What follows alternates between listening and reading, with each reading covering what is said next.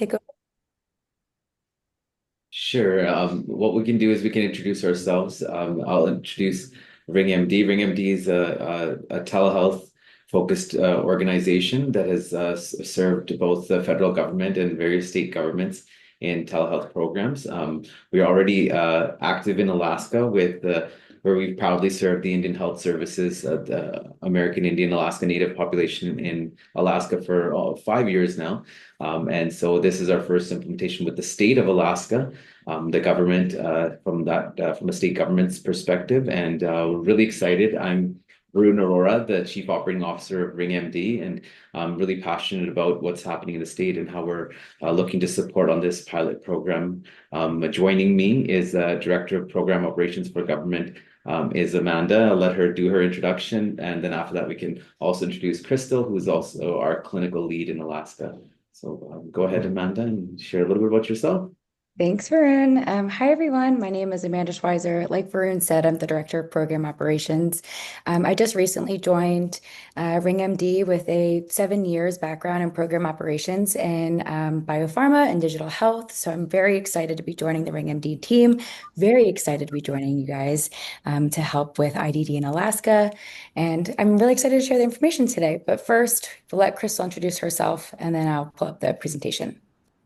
Hi, my name is Crystal Smith. I'm a licensed clinical social worker. Currently, I'm licensed in over 40 of the U.S. states and territories.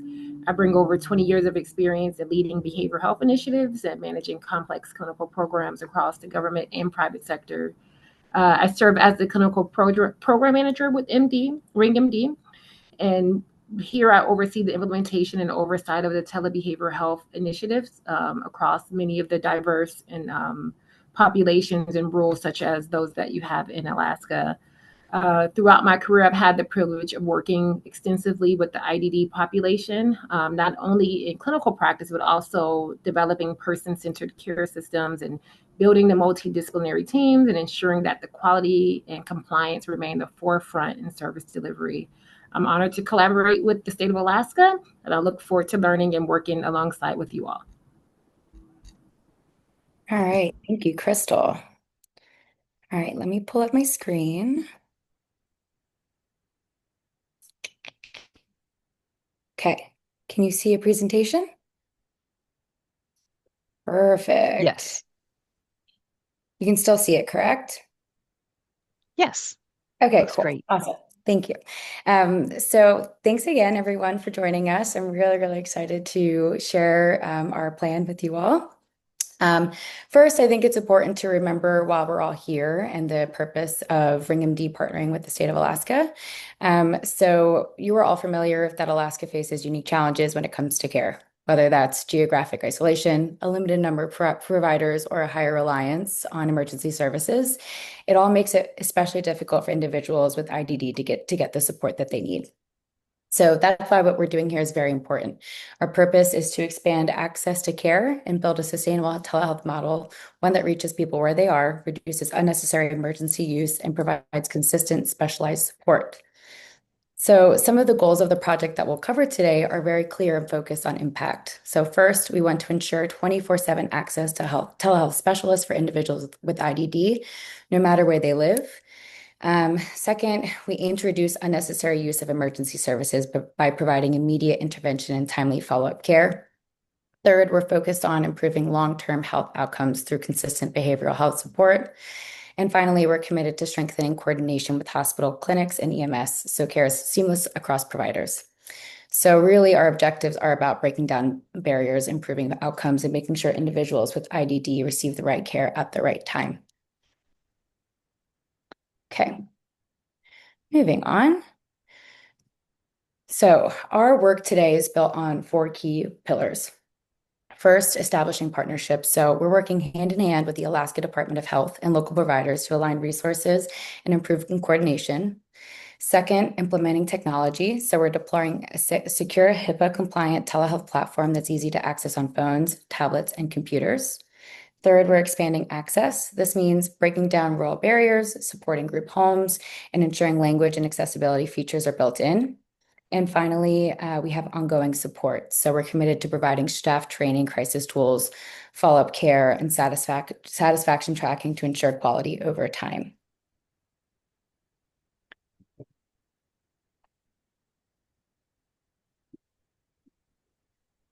Okay. So how our vision translates into action. So we'll be delivering crisis intervention consultants with immediate triage and next step planning. We'll provide virtual follow-up services, behavioral health support, and long-term care planning. The platform will be accessible across devices with technical support available for individuals, caregivers, and providers. As I said before, there will be accessibility features such as hearing and visual impairment support and language assistance. And all documentation will be HIPAA compliant, ensuring security and privacy. And finally, will provide the state of Alaska with regular reports to measure effectiveness and outcomes of our tool.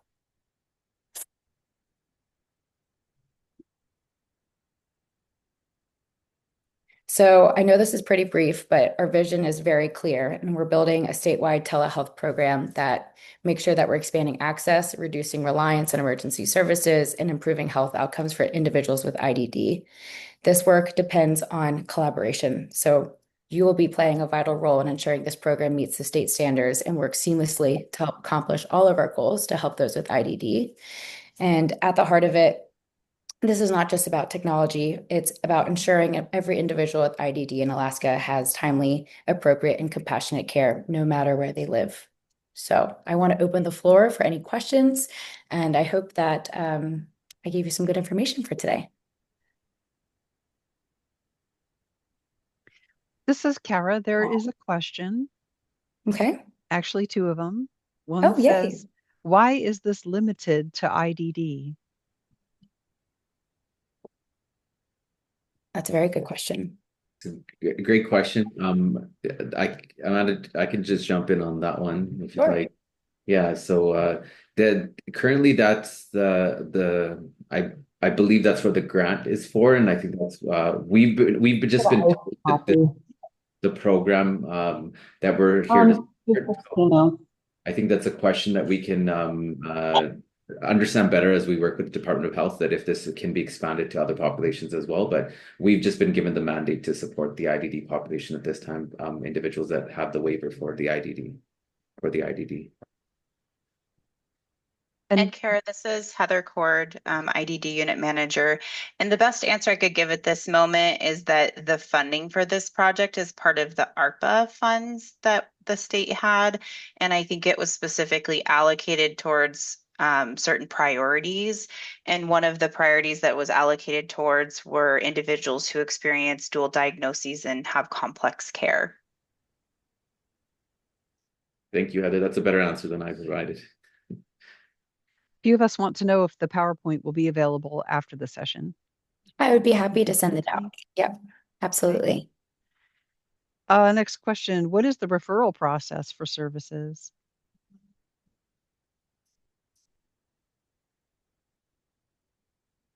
I feel like, Kara, that might be a question that your team can answer. Heather, is there a referral process for this RingMD project? So I'm standing in today. Zach Giesler is our project coordinator for this. So I know him and Varun have been working very closely on some of those aspects. So Varun, you can feel free to jump in. My understanding is that that information will be forthcoming, that we're in the process of developing specific instructions for how to access the service. For our population, but right now we're just in a testing phase for testing out the enrollment process. And then the plan is to roll out those specific details to our population so that everyone has access to that information at the same time. Varun, did you want to add anything? No, that's correct. It's still early in the process, and that I'm deferring to Zach a little bit more on that side of it. But yes, it's something that we'll have defined a little bit better in the next upcoming weeks, and then we can pass that information along. I can answer a couple of the clinical questions here. The question is, are there psychologists or neurologists who could conduct psych evals? There's a long wait list for people who need updated evals. We can refer out for those services. That's not something that will be done directly under the Ring MD. We will do our assessment of what the needs are of the client, and then we refer out. One of the benefits of going through Ring MD is that we are able to contract outside of just the current Alaska providers that you guys may have, and it can cut the wait list down. But as you know, just specifically for neuropsychologists, there is a wait list worldwide. But we do know that we'll be able to get more of a direct line and ensure that follow up to make sure that those appointments are being booked sooner. But we will not do the psychic vows specifically during the encounters. One of the other questions was, can you provide more information about the crisis intervention support and follow up? Is it meant to call when maladaptive behaviors are actively occurring and people cannot de-escalate without support? If so, what behavioral models are being used? This is one of the questions that I had with the team as well, to make sure that we're using the best practices to ensure that we support.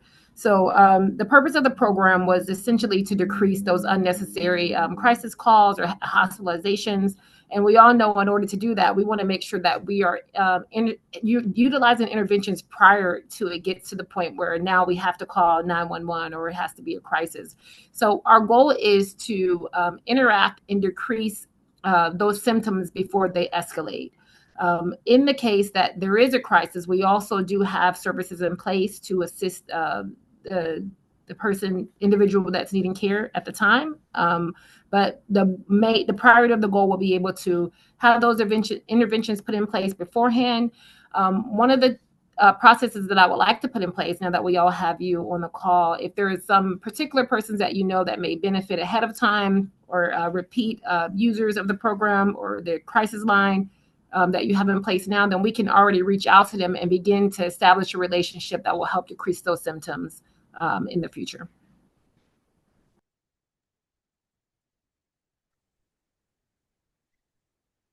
Thank you. There was a question, will it help with specialized needs like eating disorder treatment? Yes, we will be able to refer out for those services. In any co-occurring diagnosis, we will address and be able to refer out. This is where it gets also where being able to work with you guys is important, because we also want to make sure we're not duplicating services, and that we're able to work hand in hand. So it may be something that you may be able to identify that's a need up front, and we can begin to source it out. But we don't want to, if they're already on a wait list for a provider and that time is coming up, then we won't restart them on another wait list. Okay, thank you. Question says, how long is the grant funding for? Might be a Heather question, or maybe. Oh, yes. Sorry, I was typing while I was. Okay. My understanding is that the funding that's in place right now through ARPA is through the end of the current fiscal year. And then there would, of course, be opportunities to explore continued funding. Thank you. And our contract is for 1+4, so I assume that, like, if I don't know how that ties into it, but other than the funding, if it can be arranged that there's a potential for a 4-year extensions on it, so it'd be a 5-year program potentially. Thank you. Question says, how will the client access the services if there are technology barriers? Will devices be provided or alternatives to help the person access? That's a great question. I know that we've talked about what we've done in similar implementations is that we try to make the device, accessing it on the device, as easy as possible. However, if there's a limitation of devices themselves, we've talked to Zach about that, and we've talked about different ways to mitigate that, but we're still working on the best solution for it. And I think during the pilot also we'll have a good understanding of what the real world on ground reality will be, and we'll have to plan for that accordingly. One of the other questions was, do our providers have training for provide therapy service for people who experience IDD and MI. Yes, we are. Our team is only selected. Our provider network is all providers have to have a minimum of 3 years experience with the IDD population. And in reference to the questions, are there any partnerships with the Complex Behavioral Collaborative? We are in communication with them, but we do not have a direct partnership agreement.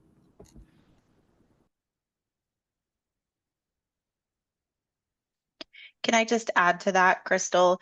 So one of the goals is to determine how this work can fit in with the work that's already existing in the state. We want to make sure that it complements rather than replaces, and that also there's an ability to refer to some of those other resources that are already in existence. So that's definitely been a focus of our communication with each other as well.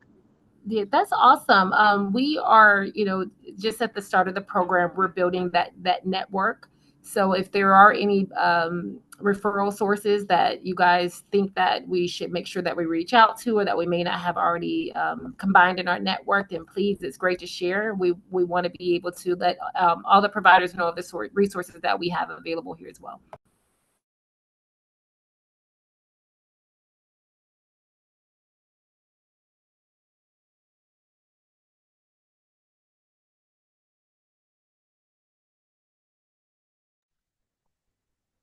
Hi, this is Katie Wheeler. Can I ask a quick question?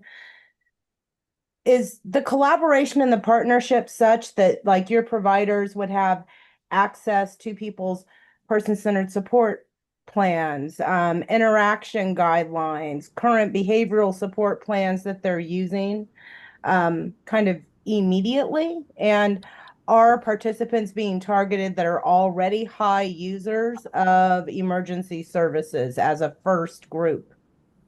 So unfortunately, we do not have the direct access to the like EHR system that holds. I forgot what it's called that the state of Hawaii utilizes.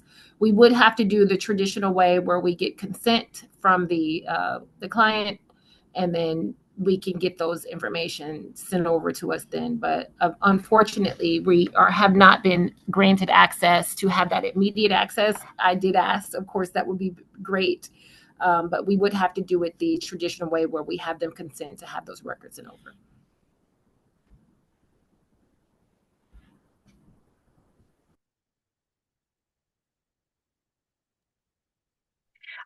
One thing I just wanted to add to that, the reasoning for that is that it takes a lot longer to go through the process when you're providing that PHI to a third party like this.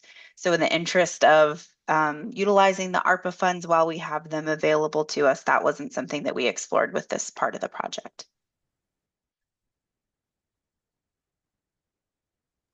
However, our goal is to closely collaborate with everyone that's a part of the service plan. And so we'll see how that works. Of course, it's been done before, way before we had the high-tech EHR systems. So we'll be able to do it that way. And if we perceive that to be a problem, then we'll follow back up and see what things we can do to expedite the records being transferred over and part of that collaboration.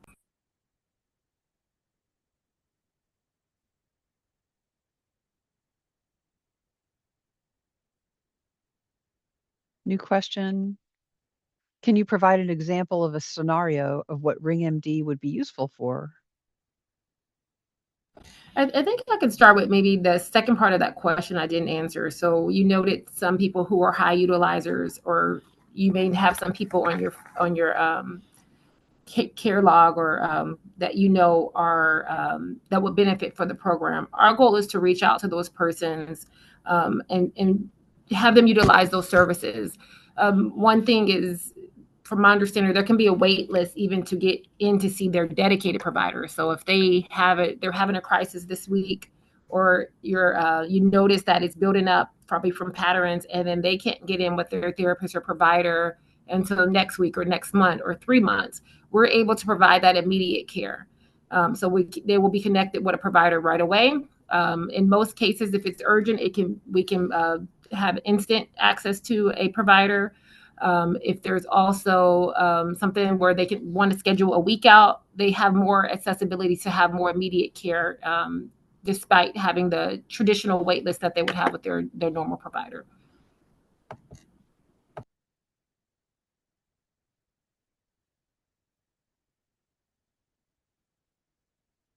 Good question. Are services billed under insurance or is this free under the grant? They will not be billed through insurance. The other question is, who will the server users meet with? A provider or someone else? They do go through a triage first, and then they'll be immediately connected to a provider if it's a immediate need. If they want to book from that triage, can say, hey, I'll be available next week for an appointment, or I'll be available tomorrow for an appointment. Then we will triage them and then sort them with the provider based on the need of the call.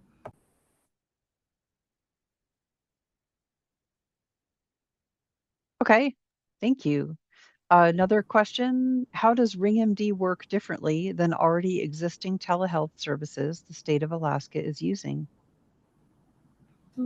I can't answer that question exactly. We do know that they do have these services, but there still continues to be a need and a wait list. Our goal is to hopefully just have more accessibility.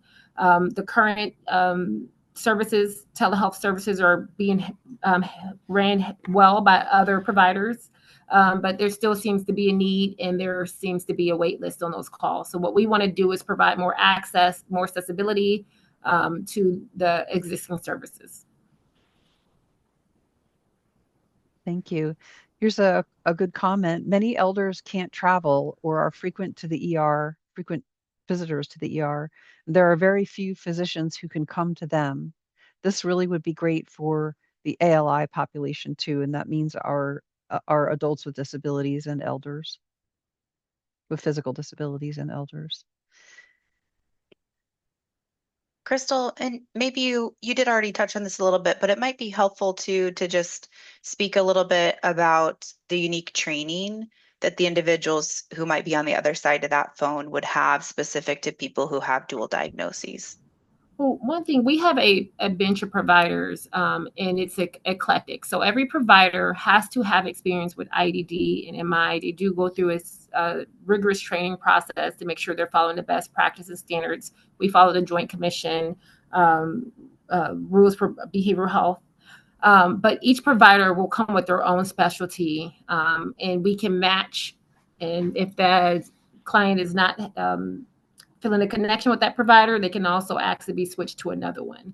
But the basic is that they do all have to have experience in training with this population. They're all clinical level providers, and they're all licensed in the state of Alaska.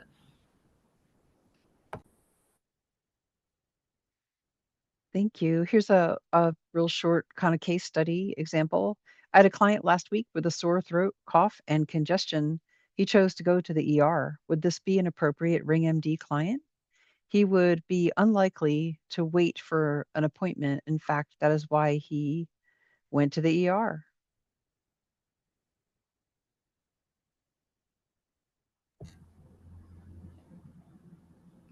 So currently, our focus was from the behavioral health perspective. We do have some nurse practitioners that are on the bench, and we're going to expand out to address those common, but it's not typically for I have a cold, cough, and congestion that would be the referral will be based out of. But that is great for you to mention that. That's something that I'm going to follow up on this week as well to see if we can extend those services.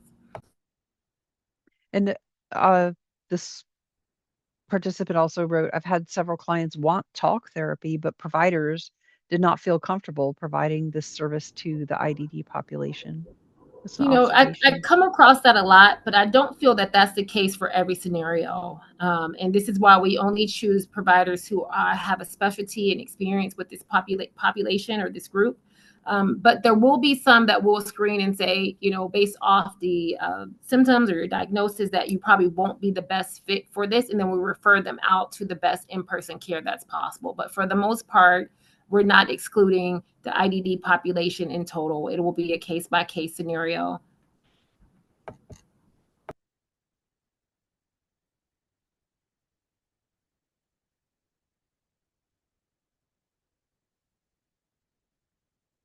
Great questions, everybody. You can also unmute and ask your question if you like.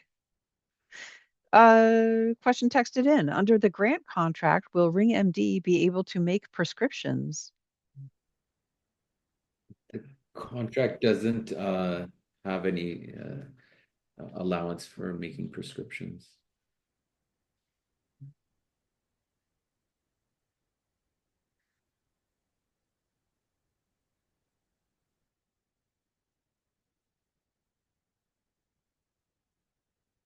Questions? You can unmute.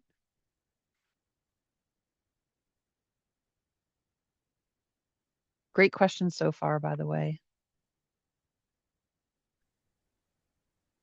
All right, here's one. What is the perfect scenario for someone using Ring MD?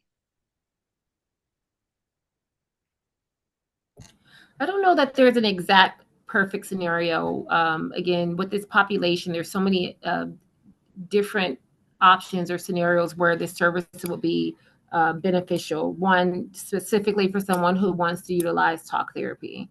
Secondly, for the caregivers who know that there is a high utilizer or notice that a pattern that of behaviors that lead to hospitalization, then we'll reach out and work with that group, with that particular with that particular client to make sure that we're decreasing those symptoms to decrease the escalation.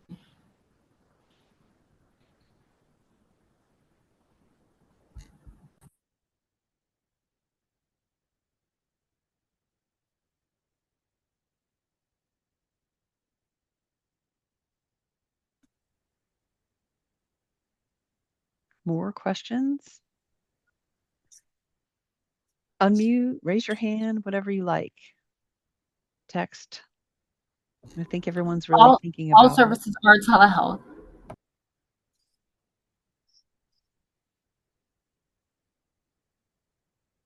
All the services are telehealth.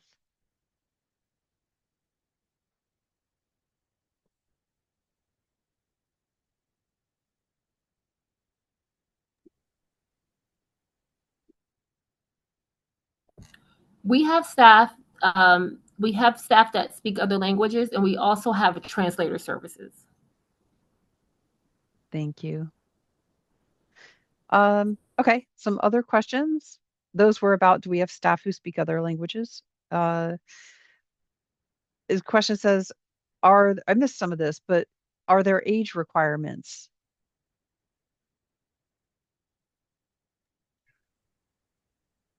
With the waive, we were from what we've understood, it's the anybody with an IDD waiver. I don't know if that on the Department of Health in Alaska side, if there's a age restriction on that. Maybe somebody from the state can answer that better than we can. No, not that I know of. Be anyone that is active on the IDD waiver. Thank you. Interesting question. Do they include services like body doubling to get things done around the home? And I feel like I might need clarification, but it sounds like what we're talking about is modeling, like showing somebody doing a task. Is that right? So, but the productivity technique, we will teach those. Depending on the provider, they can teach those the specialty or the how to improve focus, how to include accountability, but it's not in person. So it's done virtually on those techniques that will help them improve their focus and accountability. Virtually, they can work alongside them, but it won't be the traditional in-person services. The minimum technology requirement, we do them, it could be telephonic, it can be from your smartphone, from your tablet, laptop, desktop. And for those who don't have access to a computer, we also can provide the services just telephonically.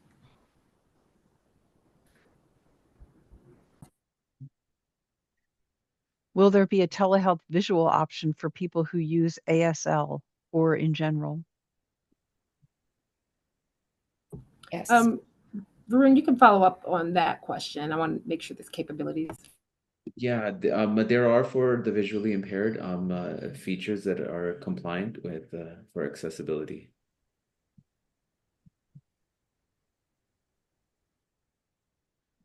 What about people who are deaf and hard of hearing? Similarly, for the auditory impaired, we follow the Section 508 requirements so that they can access it as well. For the purpose of our recording, I wanted to read out a statement about working on providers who are comfortable working with clients experiencing IDD in talk therapy. And the answer here is this is something the state's been working on as well. Thank you, Heather. The Center for Human Development has had a grant over the last 5 years focused on training mental health clinicians on working with people with IDD and developing curriculum for graduate level APU and UAA courses in the social work and clinical psych programs. We are in the last year of that grant cycle. Thank you.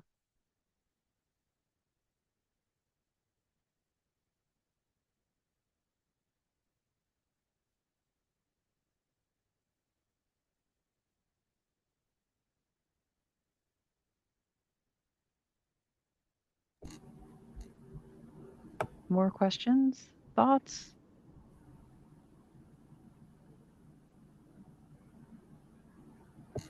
I think also, if you guys are like me, once you get off of this call, you're going to think of a million things that you should have asked.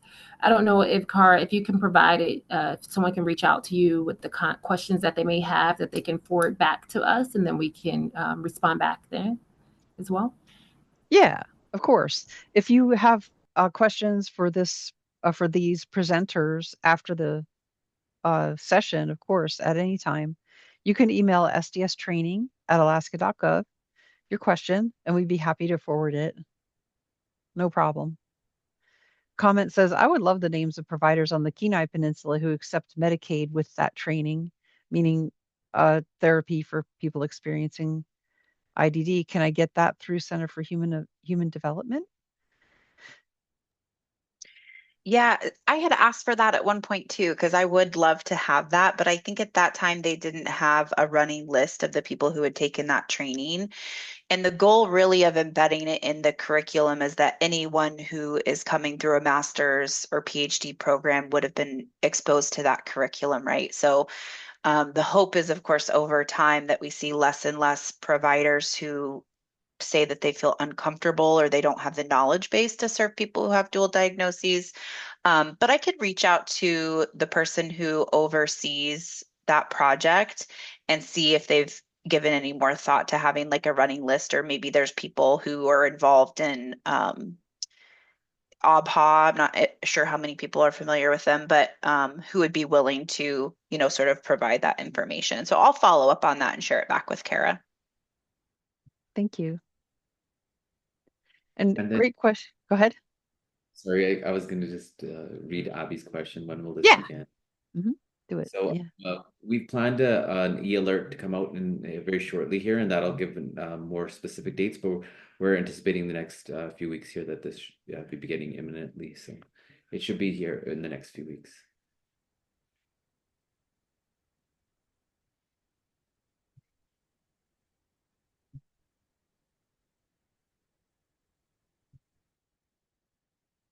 Great to know. More questions or thoughts? Oh, here's a good one. Would a behavior such as stealing things from others qualify for help? Yes.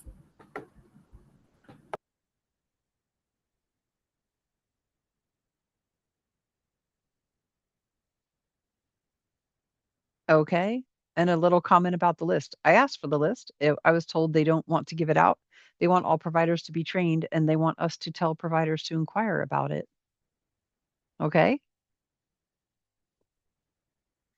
Also, an example, would it qualify? Self-harming, would that qualify? So every person will have to go through a full assessment, intake assessment, their triage, and based off the totality of those symptoms, then we will decide if that's a good fit.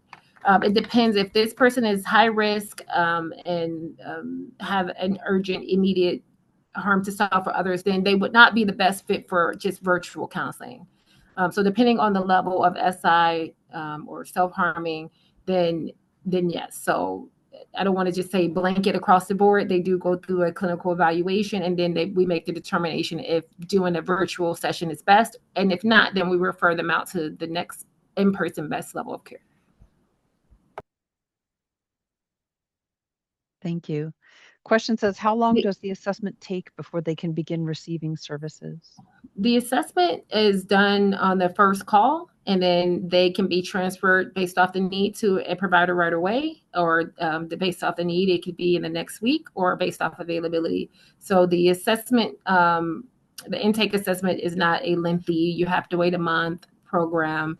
That's just part of our initial call, and then the next call they should be able to see a provider unless that there's an urgent need where they need to be seen right now.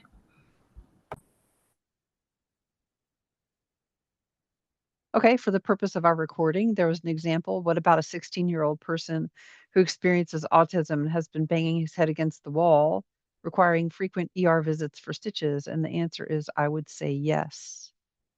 Thank you, Heather. My answer to that question is, we also treat the family system.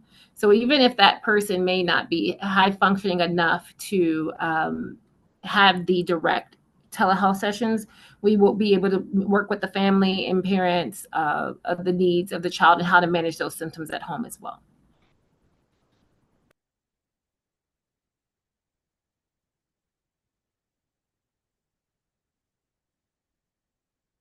And yes, we note the question about is there consideration for local waiting lists? We understand that's one of the reasons why we are available to provide the immediate telehealth appointments.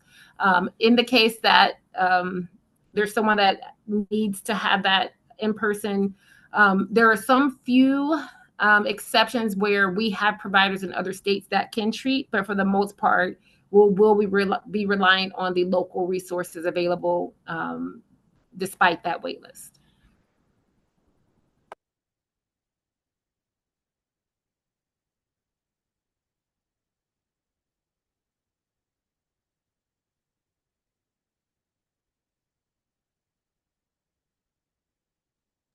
Hopefully, the goal is if we are able to utilize the telehealth services for those persons that can utilize telehealth, then that will decrease the in-person wait list for the persons who absolutely need to be seen in person.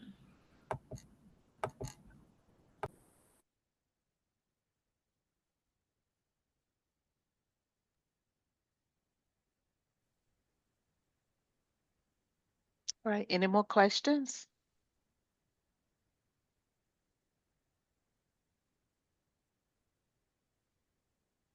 So if you have any other questions, you can always email us at SDS Training, and we could get the questions, put the questions together and get them sent over to Crystal, Verone, and Amanda.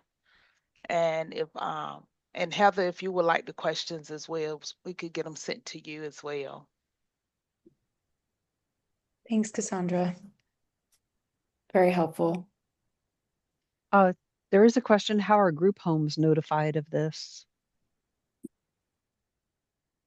We got to get the word out to our provider base as well. Yeah, I think that we had talked to Zach about an e-alert to begin, and then we would slowly start finding different forms and methods of communication that can let everyone know that this program has been implemented and is being expanded. So we'll stay in touch on that, but I know there's an e-alert to start. Okay. To clarify, is RingMD meant to be one intervention or a series of sessions? It is going to be based off the need, but there is no limit. It can be multiple sessions or it could be one session. It's going to be based off the need.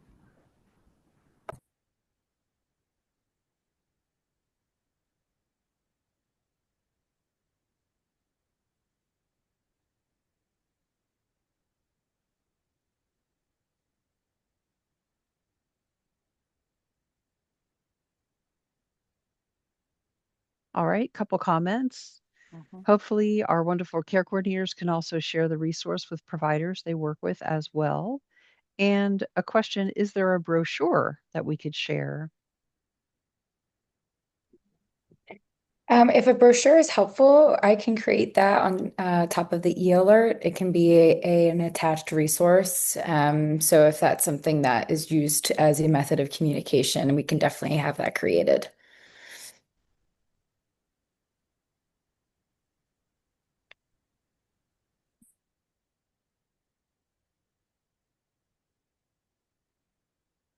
Comment says it sounds like they're being brought in simply to unblock the IDD wait list, which is where we are bottlenecked in Alaska. It's really more about the medical side of things than exactly the wait list. And we are still learning about and planning with RingMD about how this will become a resource, a well-known resource, and get services to people as they need them. And yes, it will relieve the pressure on um, some of the different services that we know there is waiting for, that there is a wait time for.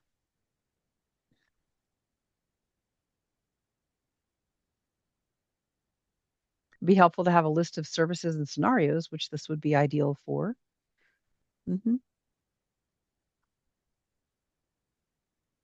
That's a great comment. That's something that would be helpful. Maybe that's information we can share on the brochure, Hmm. just so you can have an idea of what RingMD can be used for. Something in the presentation and what Crystal said, I think is very important to remember is that we are here to help with the intervention, but also follow-up care to make sure that we're reducing the number of ER visits. So I think it's a great point that Cara said is it's not just to unblock the wait list, it's to help to have a continuous care, which makes the most sense for each situation. So we can have a list of services and scenarios, yes, but it's important to remember that as well.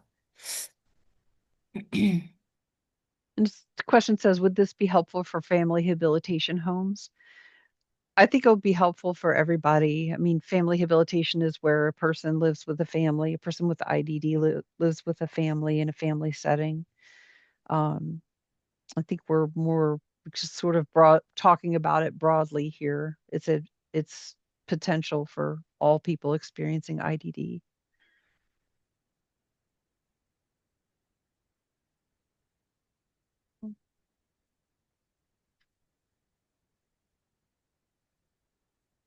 Okay, we're coming up at about 10 till right now. Um, and it is not a service that can provide a prescription.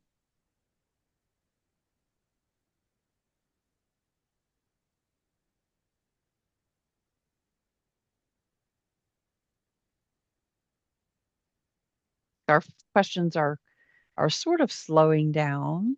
We don't have to go all the way to the top of the hour if we want to think about it.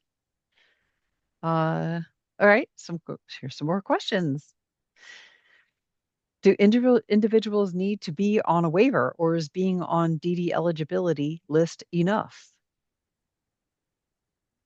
Good question. They would need to be active on an IDD or ISW waiver. Okay, thank you. Let's see if I can get to all these here. I can help you if you need me to. Okay. I have an individual on the wait list, adult male, and often responds by striking caregivers with an object. Could the family get help? Yes, yes, they can. They can be seen as well. Okay. If we have someone we think may be a good candidate for the trial, do we talk to Zach?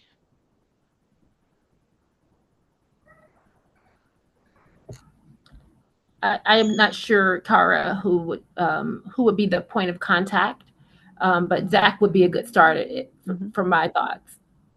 It sounds like we're deciding those things and make them more public with our e-alert and further interactions with our provider base.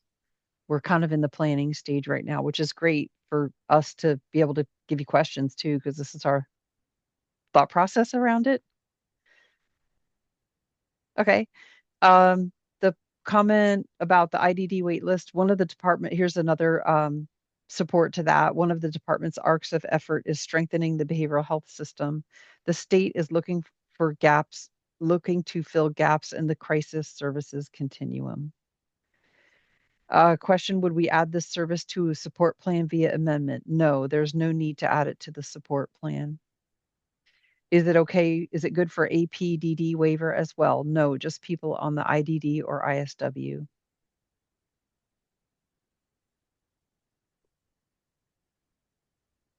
Thank you, Heather, for chatting those answers. Mhm.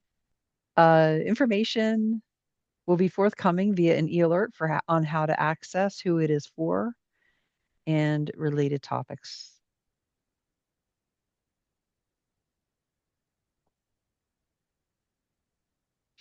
All right, comment. I saw a brochure for family and group homes. Oh, I say a brochure for family and group homes would be helpful if we want to refer. I also think some case studies for ideas would be helpful for us to get a good picture on who to refer. Thank you. Absolutely. It is Mhm, duly noted. Thank you. mhm.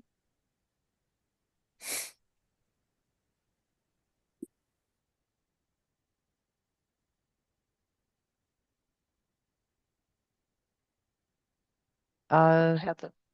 Funding is just for people active on IDD or ISW. We'll confirm that and make it clear in the information we send out. Just more comments on what folks have already written. Mhm.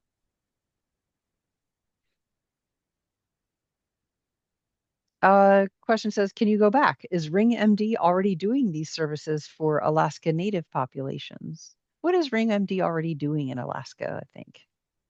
So, great question. We're working with IHS, so we support Indian Health Services, the federal agency, and they have their own network of providers, and they do a number of things with the Alaska Native population, and we support them from a technology perspective currently.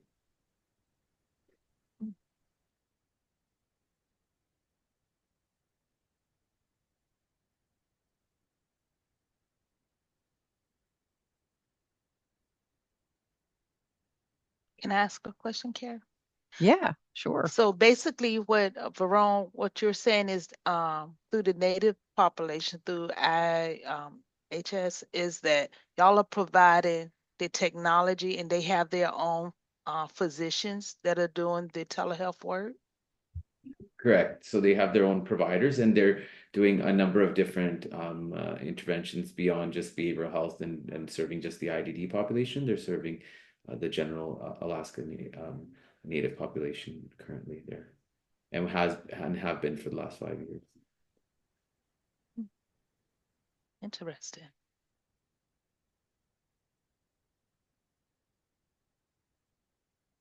Okay, just a few more minutes for questions. What are your final questions and thoughts? We're about 5 minutes till the top of the hour here.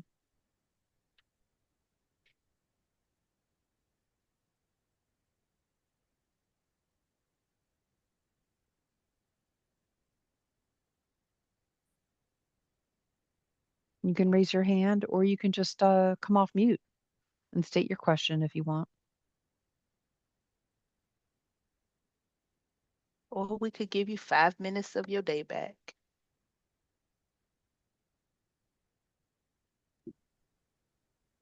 Kara, can I just offer one more thing? And then Amanda, sorry, I saw you come off mute. Yeah.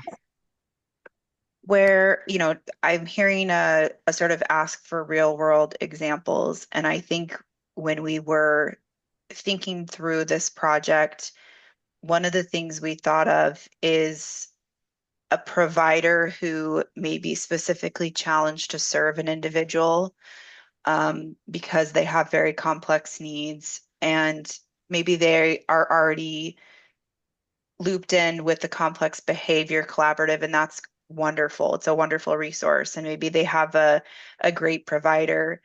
But there are times where you need to touch base with someone, and it could be 3 a.m. on a Saturday, and some of those resources might not be accessible. And so that's somewhere where we see that this service could fill a gap, is for that immediate availability for someone to talk through what's going on with the person that you're working with to kind of give some ideas and see to sort of triage what needs to happen from there.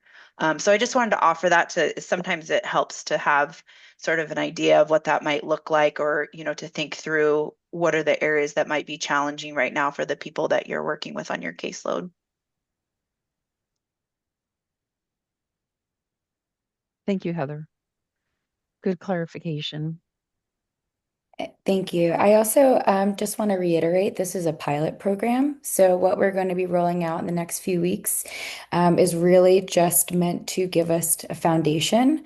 And you are all the experts, and we would really rely and love and just accept any feedback or comments that you may have on how this would be the best fit for care for those with IDD and who you work with. So I want to make that super clear. We love to collaborate and we want to make sure that we're building the best possible platform for your state and for your patients and clients. So keep that in mind in the next few weeks. Thank you. And there is a question here. I was wondering if this would benefit during crisis, not just something scheduled ahead.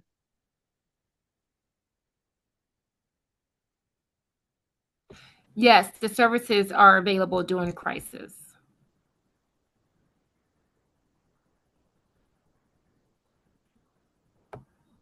And so I will say, yeah, the comment was that it doesn't replace other crisis resources, but it's a tool in the toolbox. Exactly. Mm-hmm. Okay.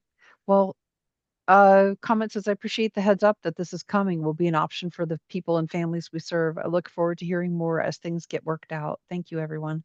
And thank you for the comment. We really appreciate that. With that, we'll go ahead and bring the session to a close. Again, if you have additional questions, feel free to email training, sdstraining@alaska.gov. And I'll turn off my recording.